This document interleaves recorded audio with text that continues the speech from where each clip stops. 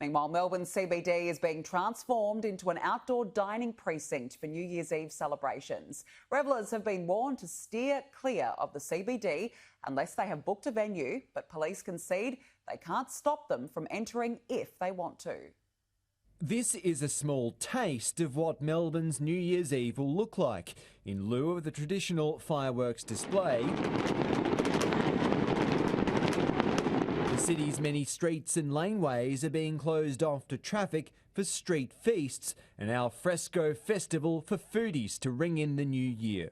11 streets and precincts closed across the municipality where people can book into restaurants where they will be entertained. The idea to get people into the city while avoiding the usual New Year's crowds. We would have almost 450,000 people in and around the city for New Year's Eve. We are expecting significantly less than that. We don't have an estimate at this point. It's the first time we've done something like this. Bookings are essential, and Melburnians are being urged not to enter the CBD at all if they don't have one. Please only come to the CBD if you have a booking at a restaurant, if you're part of the ticketed events. Don't just come in and wander around the CBD. And the show directions don't prevent people moving about our city.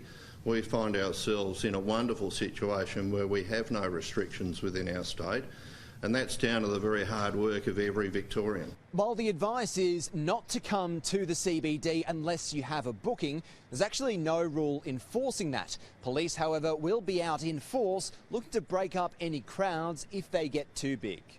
It's all a stark contrast from the year before. This time last year, I actually stood here, or in the other room, in fact, to advise people for the second time to leave East Gippsland. Their 2020 was very different than they expected, as was our all Victorians. And he is hoping for a better 2021.